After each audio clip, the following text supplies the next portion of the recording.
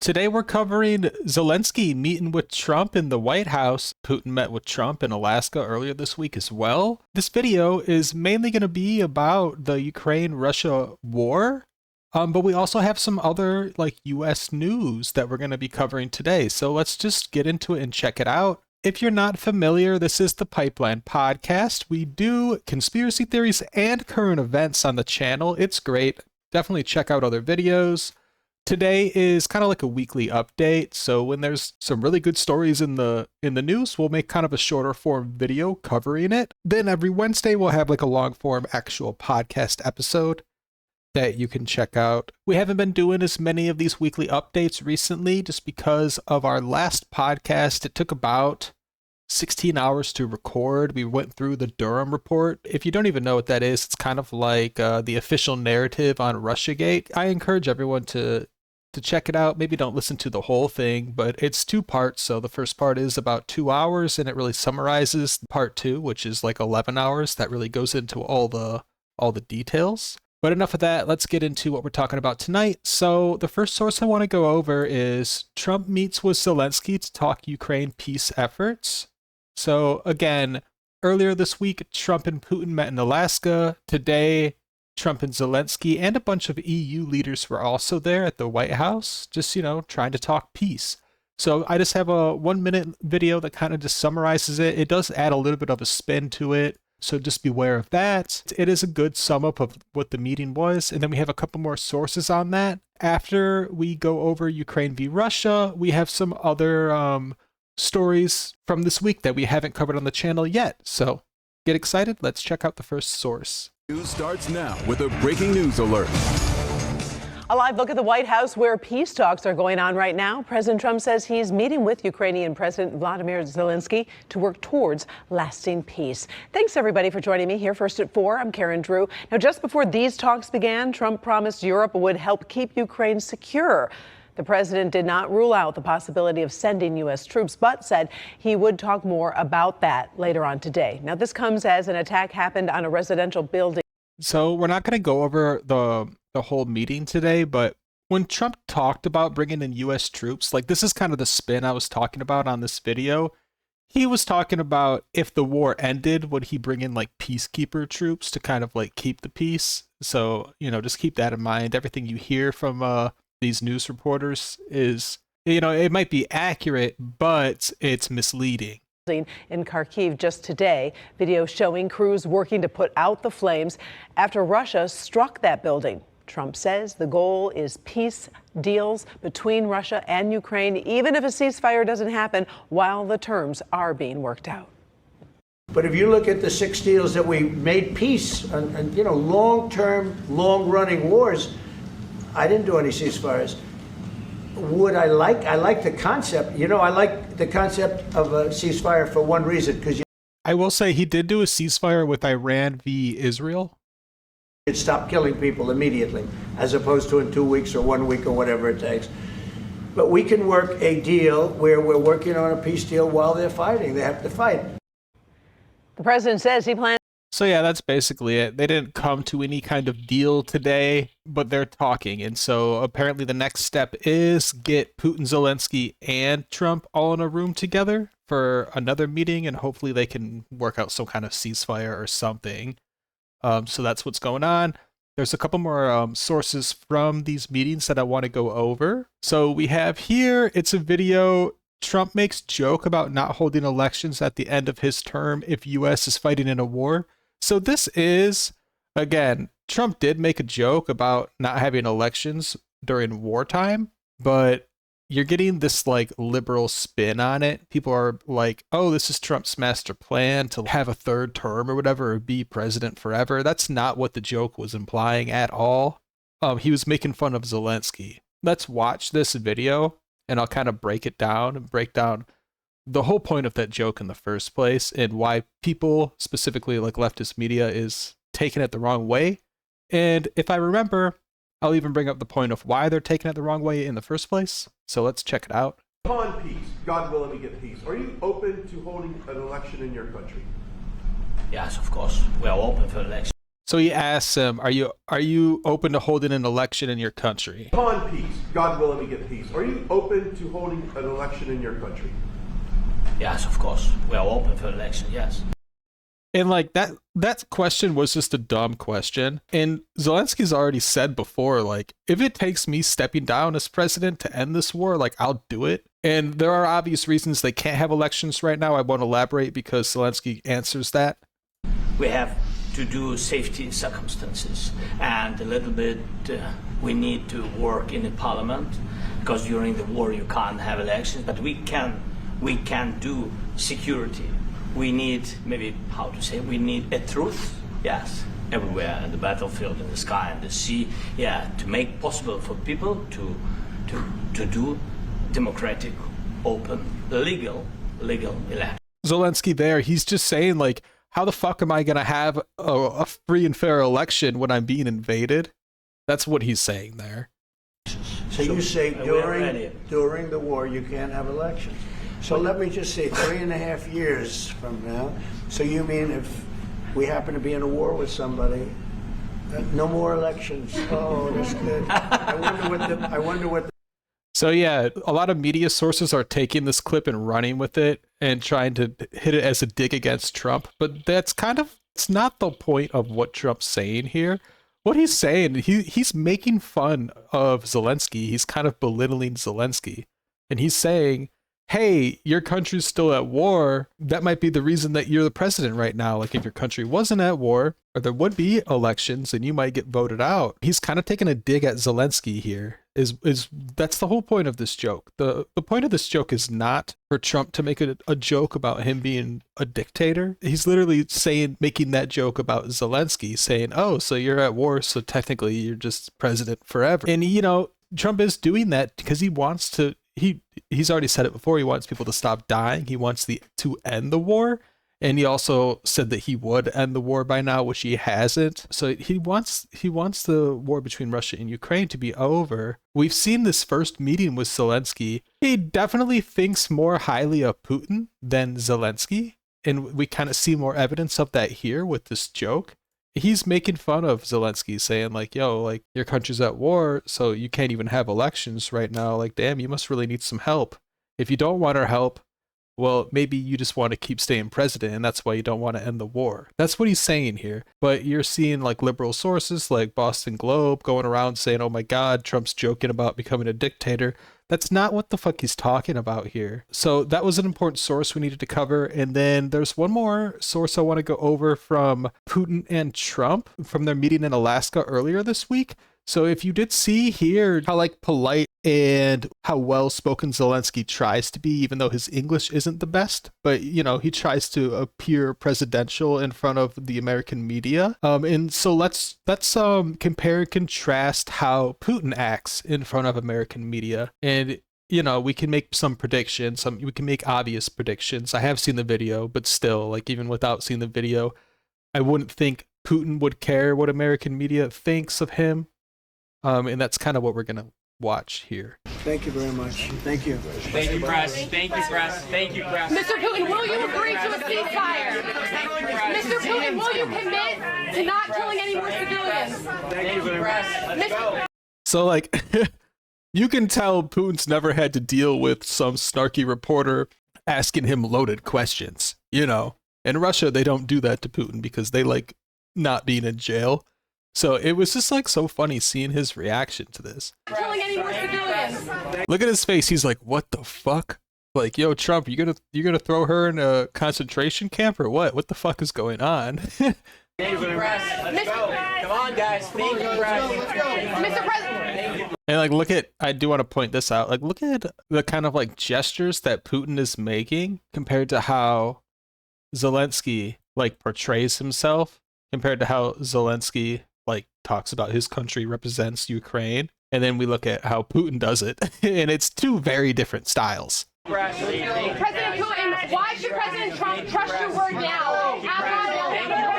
Thank you, press. Thank you, press. That reporter was annoying as fuck. And even if I wasn't a warmongering dictator like Putin, I would still probably have a similar reaction to those reporters' stupid ass questions. But again, I just wanted to kind of show the difference. So, like, we know that Putin does hold most of the cards when it comes to ending this war with Ukraine, and he very much acts like it. And then we know that Zelensky really, really needs this war to be over. And again, he acts like he needs it to be over. He acts very, very respectable. And people were even saying he was most likely coached after his last visit in the White House. He was most likely coached by leaders in the EU about how to act better around like Trump.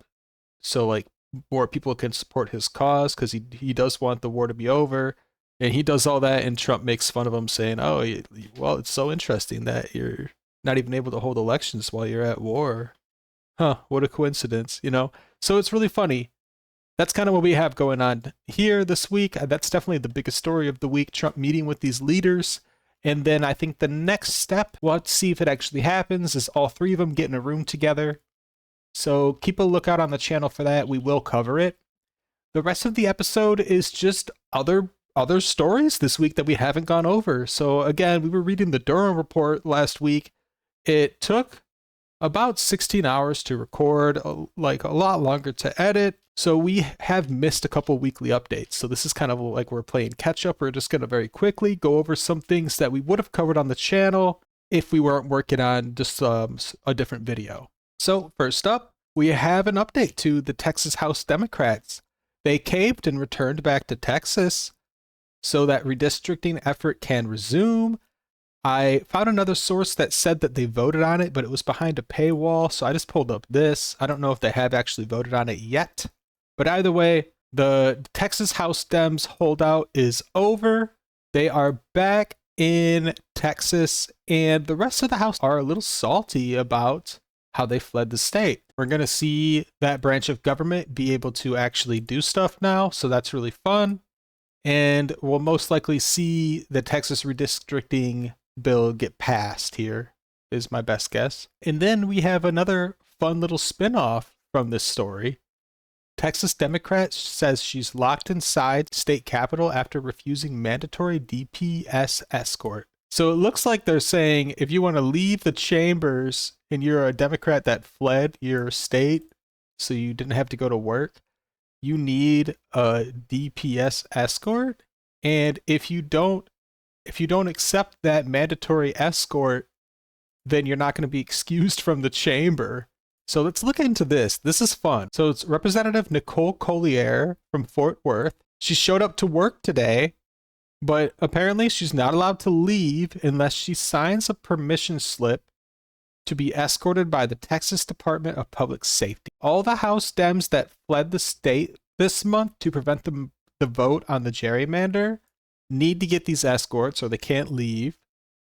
And it's meant as a guarantee that they're going to come back to work on Wednesday. So I'm guessing they're going to vote on it on Wednesday. Texas House Dems are saying it's the Republicans' latest tactic to monitor and control Democratic lawmakers. And let's see if there is like a law. So the last time we looked into this, like, how could they issue a warrant for House Dems that fled the state? And we kind of looked into it, and it's totally legal for them to do that. But is it totally legal to not let these House Dems that returned?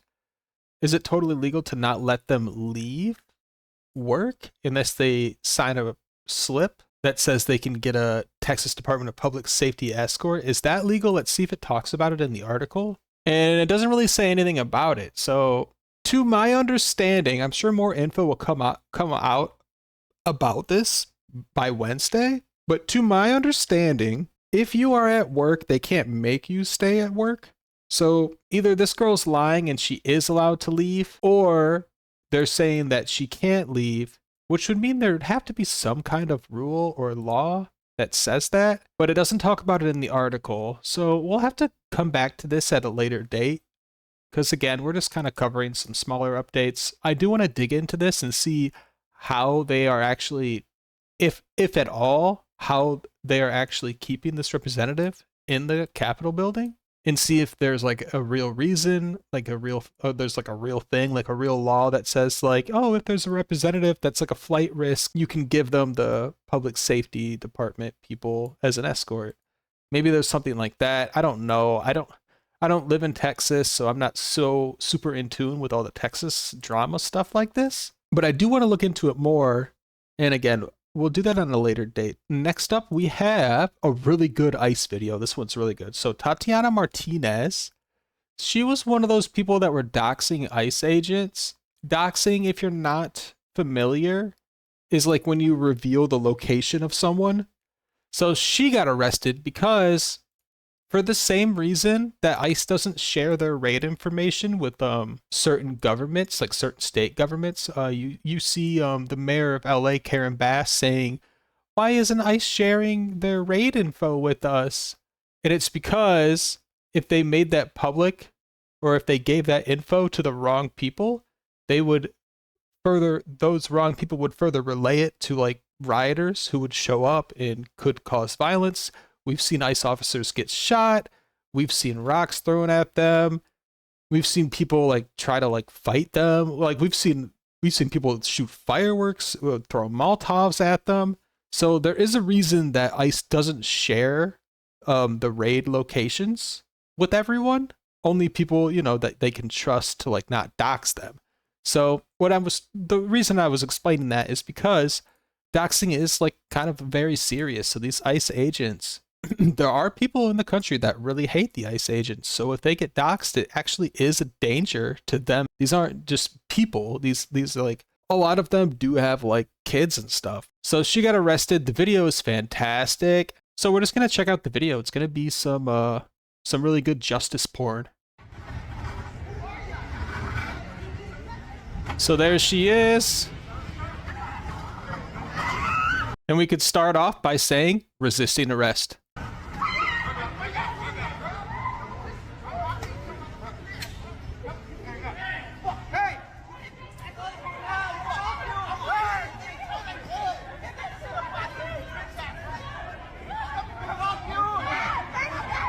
It always is the funniest thing to me when people that like put federal agents' lives and families like at risk, like play the victim when they face the consequences of their own actions. I always am so curious to see that, because it's like, what you did, you knew it was a matter of time. And when, the day finally comes that you get arrested, you act like it's a surprise, which is always so weird to me. Some of the reasons this could be like happening is because people like Gavin Newsom and like Karen Bass go around kind of supporting these kind of figures, saying like, ICE, get out of our neighborhood. You don't understand what's going on here. We have like other elected officials in the state of California saying, hey, gangs, like go protect your turf. Like, what are you doing? You're letting ICE, the biggest gang, come into your city and like kidnap you. And then, again, we have Gavin Newsom going around saying, oh, ICE agents racially discriminate and disappear even U.S. citizens and put you in a concentration camp, just like fear-mongering shit like that. So I think this lady that was doxing ICE agents kind of fell into that, and she kind of thought like she was doing a good thing, like she was helping people, but in reality, she was actually putting federal agents' lives at risk. And so to just think that she wouldn't face repercussions for that it's outlandish. It's crazy. So let's continue with this video. It's good.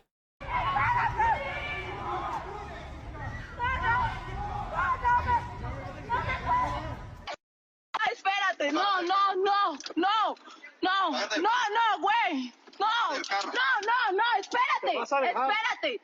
espérate. Me voy a dejar, pero espérate. Me voy a dejar, pero espérate. So I'll say I don't speak Spanish. I don't know what's going on here, but I'm guessing it looks like she's like live streaming or recording her arrest, which is a smart idea. If you're ever arrested, you totally have the right to do that. Espérate, me voy a dejar, pero espérate. Me voy a dejar, pero espérate.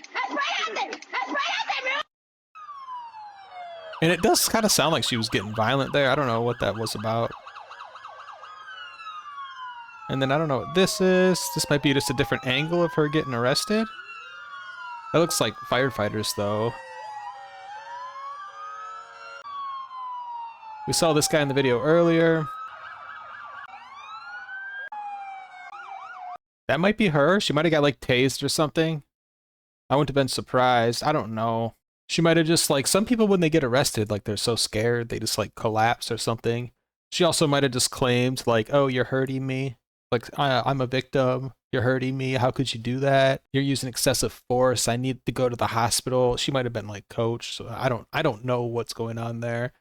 But anyway, we got to see some real justice porn. Love to see that. Because again, like, to just think that you live outside the law and that federal agents shouldn't have any jurisdiction over people that like you feel like a personal relation to is so crazy. And like, that's like, if you let that kind of like rhetoric and that kind of like thought process, if you just let it go unchecked and don't let these people face punishments for their own actions, it just gets worse. And eventually like the federal agencies like won't actually have power to enforce anything. And if you want examples of what that looks like, go to like a third world country that doesn't really have a well-structured government. Go there. You could go to Afghanistan as like a gay man, and try to be open about that, see what happens. You could go to Kenya and try to start a protest, see what happens. In both instances, like, you will die. And that's not what we're seeing here. So we're seeing a girl that actually put federal agents' lives and families at risk of even death. And we're seeing her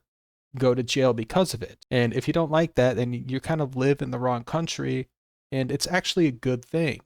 So, again, this was a good source. It's some real justice porn. Indiscriminate justice porn. We love to see it. And then to cover it on the channel. And that really is our update. So basically, main point of the video, Trump and Zelensky met today. And then earlier this week, Trump and Putin met. Hopefully, the plan is the three of them get in a room together and can actually figure out this Ukraine-Russia thing, which would be good for everyone if they could stop killing each other. And then the rest of our sources were just kind of what we haven't had time to cover on the channel recently. So I really hope you liked it. If you want more of this stuff, definitely subscribe to the channel.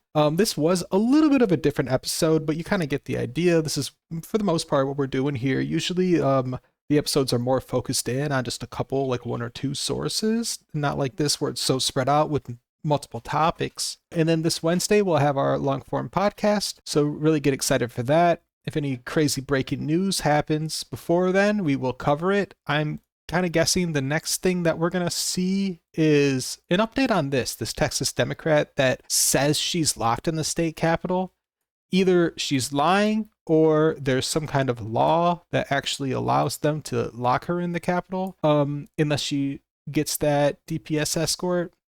So we'll have to kind of see what's going on there. I do want to do an update on that because I'm interested in it. And I have noticed that whenever you see titles like this that just don't make sense, because obviously this girl's not getting kidnapped. I mean, she's a Texas Democrat. That would be the stupidest thing for Republicans to kidnap her. Like, so it must be legal or she's just lying. And again, it's Texas. So like, people don't really know how the politics really work there unless you like are in Texas and like follow it. So updates on stories like this usually will take about a day. So hopefully tomorrow we have some news on that. And then if anything else crazy happens, we'll definitely cover it. And have a great night.